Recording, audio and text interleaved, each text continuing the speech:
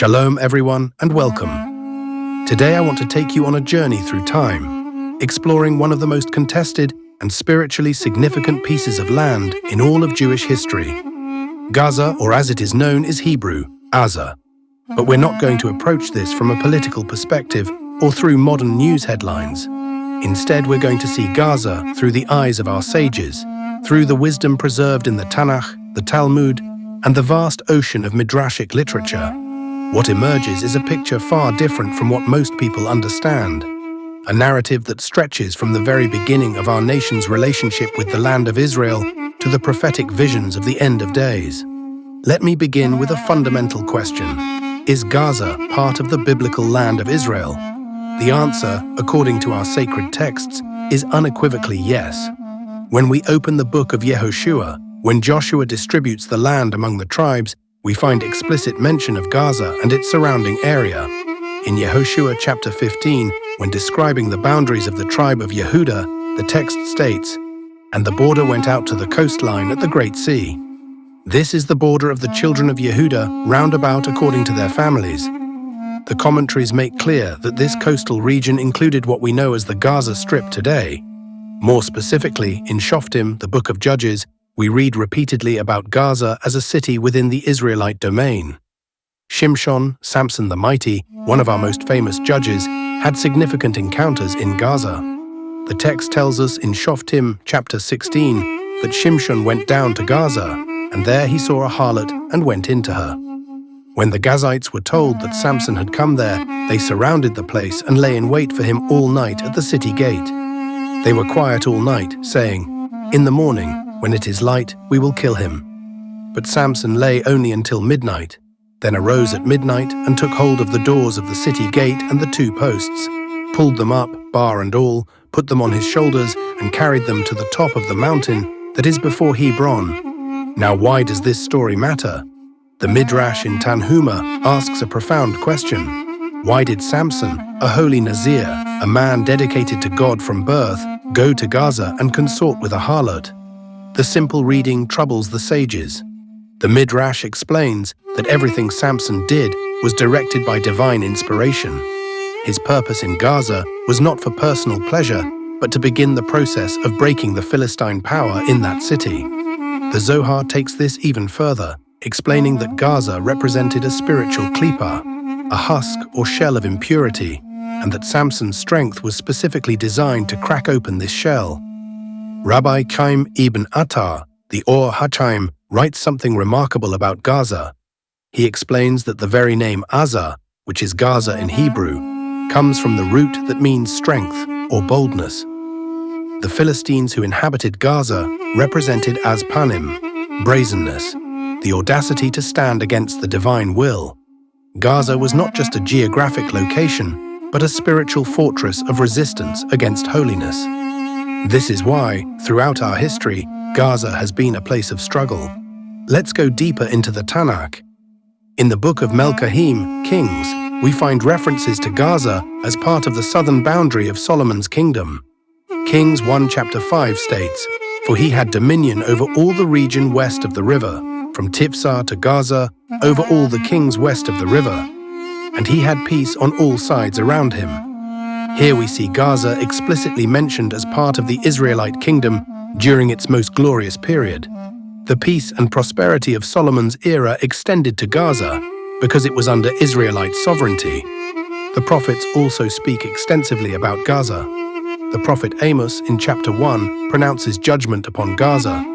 "Thus says the Lord, for 3 transgressions of Gaza, and for 4 I will not revoke the punishment, because they carried into exile a whole people to deliver them up to Edom. So I will send a fire upon the wall of Gaza, and it shall devour her strongholds." What was Gaza's sin? The Malbim explains that Gaza served as a center for the slave trade, capturing and selling Israelites into bondage. This spiritual rebellion against Israel's freedom and destiny made Gaza a target of prophetic condemnation. Zephaniah the prophet declares in chapter 2, "For Gaza shall be forsaken, and Ashkelon shall become a desolation. Ashdod's people shall be driven out at noon, and Ekron shall be uprooted. Woe to you, inhabitants of the seacoast, you nation of the Herethites! "The word of the Lord is against you, O Canaan, land of the Philistines, and I will destroy you until no inhabitant is left." The Radak explains this prophecy as referring both to the immediate historical context and to the end of days. Gaza would be emptied of its hostile inhabitants as part of the redemptive process. Perhaps most significantly, Zechariah the prophet, whose visions focus intensely on the Messianic era, speaks about Gaza in chapter 9.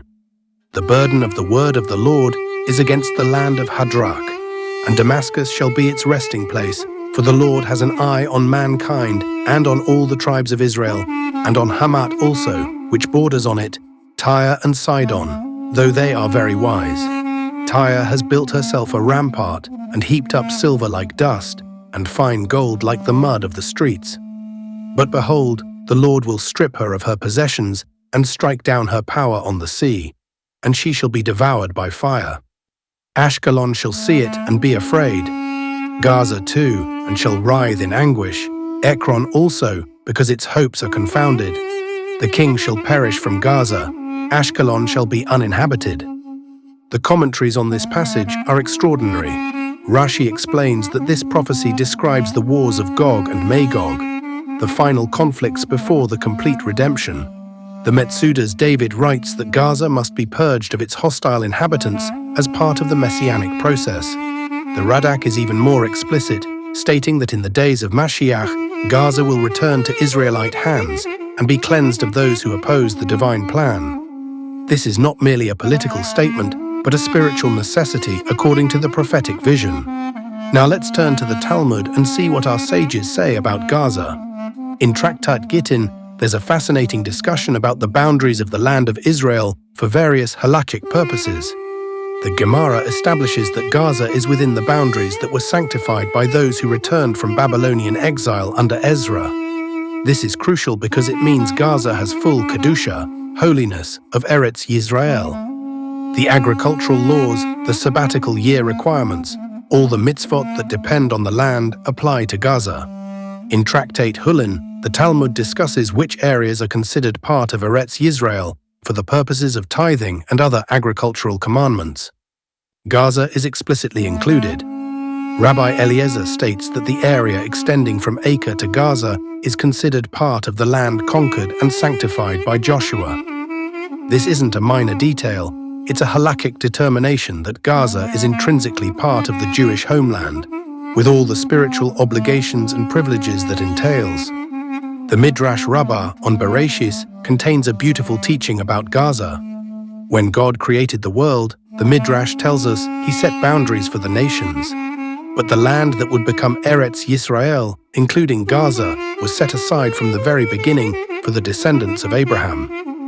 The Midrash uses a parable of a king who had an orchard and designated a special section for his beloved son. Even before the son was born, that section was reserved for him.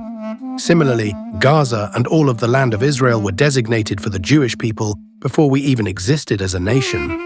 There's another remarkable Midrash in Shemos Rabbah that discusses the name of the Philistines. The Midrash notes that the Philistines are called in Hebrew Plishtim, which comes from the root meaning to invade or to intrude. The sages teach that this name is not coincidental. The Philistines were invaders, foreign to the land, while the Israelites were the indigenous people, the ones for whom the land was always intended. Gaza, as a principal Philistine city, thus represents the archetype of invasion and usurpation that must ultimately be corrected. It's important to note that the so-called Palestinians who occupy Gaza today took their name from the word Palestine. The name Palestine was given to the land of Israel by the Emperor Hadrian around 135 CE. He chose the name Palestine, the Romanized version of Philistia, as a derision to the Jewish people. It comes out, therefore, that the etymological root of the word Palestine is synonymous with invasion and invaders. The mystical tradition adds profound layers to our understanding of Gaza. The Zohar in Parshas Vayechi discusses the spiritual geography of the land of Israel. It explains that different regions correspond to different spiritual qualities and different aspects of divine emanation. Gaza, on the southern border near the sea, represents the interface between holiness and the forces of resistance to holiness. It's a boundary zone where the kedusha of the land meets the tumah, impurity of the surrounding nations. The Arizal, Rabbi Yitzchak Luria, taught that Gaza contains holy sparks that have been trapped under layers of klipa, shells of impurity. The work of redemption involves extracting these sparks and elevating them. This process cannot be complete until Gaza is fully integrated into the domain of holiness. The persistence of foreign control over Gaza represents unfinished spiritual business that must be resolved before the complete redemption.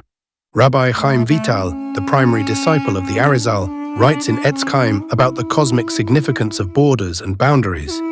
He explains that the boundaries of Eretz Yisrael are not arbitrary, but reflect spiritual realities. Gaza, at the southwestern corner, corresponds to specific divine attributes that must be rectified. The Philistines' historical presence there represented a spiritual blockage that has persisted in various forms throughout history. The Ramban, Nachmanides, in his commentary on the Torah, makes a halachic argument that's relevant here. He writes that the mitzvah to settle the land of Israel is a biblical commandment that applies in all generations. Moreover, he states that no part of the land should be left in the hands of other nations. When the Jewish people have the ability to settle and control the land, they are obligated to do so. This applies explicitly to Gaza, which the Ramban identifies as part of the biblical boundaries. The Maharal of Prague, in his work Netzach Yisrael, discusses the relationship between the Jewish people and the land. He explains that the connection is metaphysical, not merely political or historical. Just as the soul needs the body, the Jewish people need the land of Israel, and the land needs the Jewish people. When parts of the land are under foreign control, it's like a body with an infected limb. The whole organism suffers. Gaza, when controlled by enemies of Israel, represents such a spiritual infection. Let's turn now to the question of the end of days and Gaza's role in the redemptive process.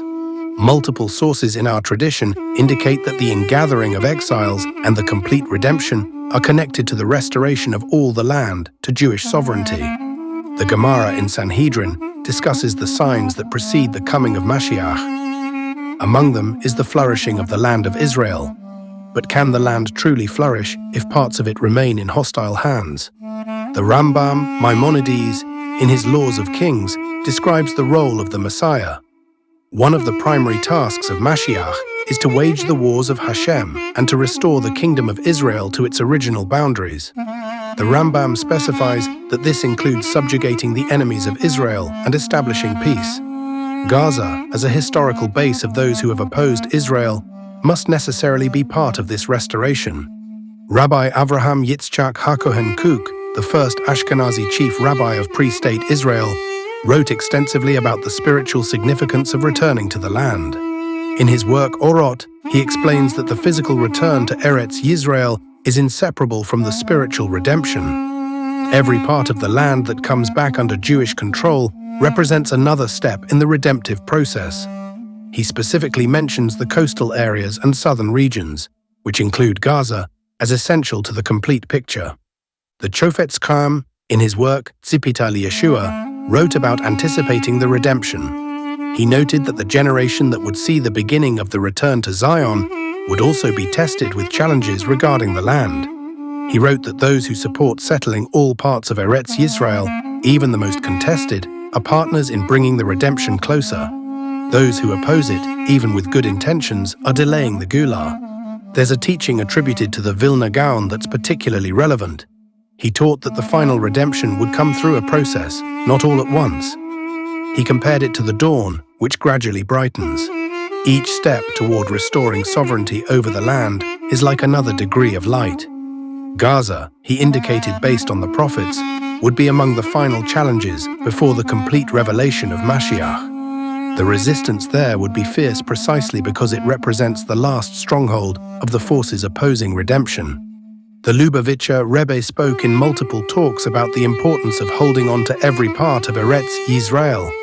He explained that from both a practical and spiritual standpoint, yielding territory to those who wish to destroy Israel is contrary to the divine will.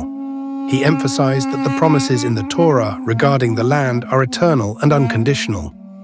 Gaza, he noted, was explicitly mentioned in those promises and therefore must remain under Jewish control. In the writings of Rabbi Tzvi Yehuda Kook, son of Rabbi Avraham Yitzchak Kook, we find extensive discussion of Gaza. He wrote that the liberation of Gaza in 1967 was a miracle comparable to any in Jewish history. The fact that it was subsequently yielded was a spiritual catastrophe that contradicted the divine plan. He taught that the redemption cannot be complete while any part of the biblical land remains under hostile control, and that establishing Jewish communities throughout Gaza is both a mitzvah and a necessity. The prophet Yoel gives us another piece of this puzzle. In chapter 4, he describes the judgment of nations. For behold, in those days and at that time, when I restore the fortunes of Judah and Jerusalem, I will gather all the nations and bring them down to the valley of Jehoshaphat. And I will enter into judgment with them there on behalf of my people and my heritage Israel, because they have scattered them among the nations and have divided up my land. Notice that phrase, divided up my land. The nations that have sought to divide the land of Israel, including by creating artificial entities like a separate Gaza, stand under divine judgment. Obadiah, the shortest book in the Tanach, is entirely a prophecy against Edom and contains promises about Israel's future.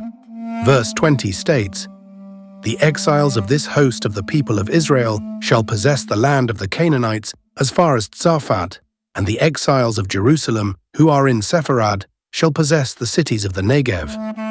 The Malbim explains this as referring to the Messianic era, when the Jewish people will possess all the regions that were promised, including the southern coastal area, Gaza. The cities of the Negev, in prophetic language, includes the Gaza region. What about the inhabitants of Gaza who are hostile to Israel? The Torah is clear about the obligation to remove those who seek to destroy us. In Parshas Maseh, Bamidbar, chapter 33, God commands, "But if you do not drive out the inhabitants of the land from before you, then those of them whom you let remain shall be as barbs in your eyes and thorns in your sides, and they shall trouble you in the land where you dwell. And I will do to you as I thought to do to them." This is not merely ancient history, it's a warning that has proven true repeatedly. The Ramban notes that this commandment was not fulfilled completely during the time of Joshua and the Judges, and the consequences were exactly as predicted. Throughout the period of the Judges, the Philistines in Gaza and elsewhere were a constant source of conflict. The lesson, according to the Ramban, is that failing to secure the land properly leads to continuous strife. The solution is not retreat, but ensuring that the land is settled by those who honor the divine covenant. The concept of Yishuv Haaretz, settling the land, takes on special significance regarding Gaza. The Pichei Teshuvah brings sources that settling the land of Israel supersedes many other commandments because it's foundational to the Jewish national mission. Rabbi Yosef Dov Soloveitchik wrote that establishing Jewish communities throughout Eretz Yisrael is not just permitted, but required, especially in areas with biblical and historical significance like Gaza. As we approach the end of days, and many signs suggest we are living in that era, Gaza takes on apocalyptic significance. The war of Gog and Magog, described in Yechezkel chapters 38 and 39, involves attacks on Israel from multiple directions. Many commentaries note that the southern front, which includes Gaza, will be crucial. The complete victory in that war will pave the way for the final redemption and the building of the Third Temple. Rabbi Eliyahu Dessler writes in Mishtav Me-Eliyahu about the cosmic battle between the forces of good and evil that characterizes the pre-Messianic period. He explains that this battle manifests both in the spiritual realm and in physical reality. Gaza, having been a center of opposition to Israel throughout history, naturally becomes a focal point in this ultimate conflict. Its purification, spiritually and physically, is necessary for the world's repair. The settling of Gaza with God-fearing Jews who will establish communities based on Torah and mitzvos represents a tikkun, a rectification of thousands of years of spiritual damage. When Jews live in Gaza, keeping Shabbos, maintaining kosher homes, educating their children in Torah, they are transforming darkness into light. They are fulfilling the words of Isaiah, "The people who walked in darkness have seen a great light." Our generation has a unique role and responsibility. We have seen the miraculous return to the land after 2,000 years. We have witnessed the reunification of Jerusalem. We have seen barren deserts bloom. These are all signs that the redemption is unfolding. But the process is not complete, and we cannot rest while any part of our biblical inheritance remains under hostile control. Gaza is not a peripheral issue, it's central to the completion of what has begun. The Talmud in Megillah teaches that redemption comes little by little, but it also teaches that there's a time when, if we merit it, the process can be accelerated. Our actions matter. Our commitment to the land matters. Supporting the right of Jews to live anywhere in Eretz Yisrael, including Gaza, is not a political position. It's a religious imperative based on thousands of years of sacred teaching. May we merit to see the day soon when Gaza is fully restored to Jewish sovereignty, when Jewish communities flourish there, when the prophecies of the prophets are fulfilled, and when the complete redemption arrives speedily in our days. Thank you.